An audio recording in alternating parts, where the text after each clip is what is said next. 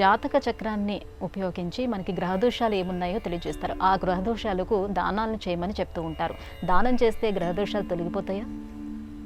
అసలు జాతక చక్రం అంటేనే పూర్వజన్మలో ఇతను చేసినటువంటి కర్మలను అనుసరించి ఈ జన్మలో ఇతని యొక్క స్థితిని తెలియజేసేటువంటి అద్భుతమైన విజ్ఞానం.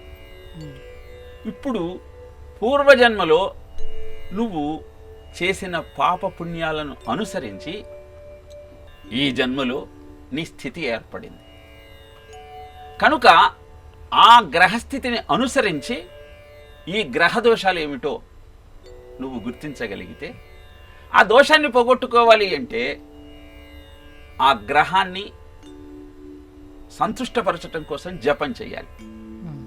జపం చేయడం సాధ్యం కానప్పుడు ఆ ధాన్యాన్ని దానమిస్తూ వేరే దానాల వల్ల ఆ పాపాన్ని ఎలా క్షయం చేసుకోవచ్చో తెలియజేసేదే ఈ దానముల ద్వారా పాప క్షయాన్ని చేసుకుంటూ దోష నివారణ చేసుకుంటూ జీవితాన్ని సక్రమంగా ముందుకు సాగించటం. ఎందుకంటే గ్రహముల ప్రభావము ప్రతి జీవుడి మీద ఉంటుంది. సంచిత ఆగమ ప్రారబ్ధ కర్మలే కర్మఫలంగా చెప్పబడుతున్న నేపథ్యంలో నీవు ఒక గ్రహము యొక్క దోషము నుంచి బయటపడాలి అంటే చంద్రుడిది దోషం ఉన్నదనుకోండి, సపోజ్ చంద్రగ్రహం దోషంగా ఉంది. అప్పుడు ఏమవుతుంది అంటే స్త్రీలతో కలహం వస్తుంది, మనస్సు చంచలంగా మారుతుంది. అలాంటి సమయంలో ఏం చేయాలి? స్త్రీలను గౌరవించాలి.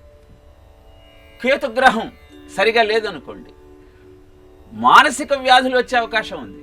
అందుకని ఏం చేయమన్నారు? పిచ్చాసుపత్రులకు వెళ్ళి వాళ్ళ రోగులకు సేవ చేయమన్నారు.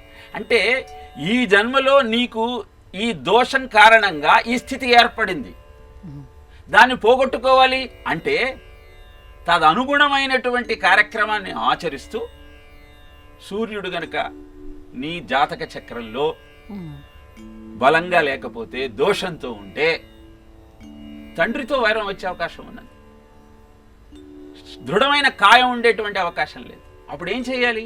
తండ్రిని గౌరవించు, ప్రతివాడిని తండ్రిగా ఆదరించు అంటూ సామాజికమైనటువంటి స్పృహని నీలో కలిగిస్తూ బయటపడటం కోసం సూర్యుడికి గోధుమలను దానం చెయ్యి. సూర్యగ్రహ దోషం ఉన్నట్టయితే, గురుగ్రహ దోషం ఉన్నట్టయితే శనగలను దానం చెయ్యి. చంద్రగ్రహ దోషం ఉంటే బియ్యాన్ని దానం చెయ్యి. ఇలా ఒక్కొక్క గ్రహము యొక్క దోషమును తొలగించుకోవటం కోసం దానంతో పాటు ఇంకా ఏం చెయ్యాలో కూడా చెబుతారు. అవన్నీ చేయటానికి సాధ్యం కాకపోతే కనీసము ఆ ధాన్యాన్ని దానం చేస్తూ ఆ దోషం నుంచి బయటపడే ప్రయత్నం చెయ్యమంటూ జ్యోతిష శాస్త్రం అద్భుతమైనటువంటి ఉపాయాన్ని మనకు తెలియజేసింది. కనుక జీవితం అంతా కర్మ ఫలమే. వాటిని పోగొట్టుకుంటూ జీవితాన్ని సరైన మార్గంలో నడుపుకుంటూ పరమాత్మను చేరుకునే ప్రయత్నం చెయ్యమని చెప్పటమే భారతీయ జీవన విధానంలో గ్రహ దోషాలు ఉన్నప్పుడు తదనుగుణమైనటువంటి దానం చేస్తూ ఆ దోషాన్ని పరిహారం చేసుకోమంటూ మనకు తెలియజెప్పే అద్భుతమైన జీవిత సత్యం.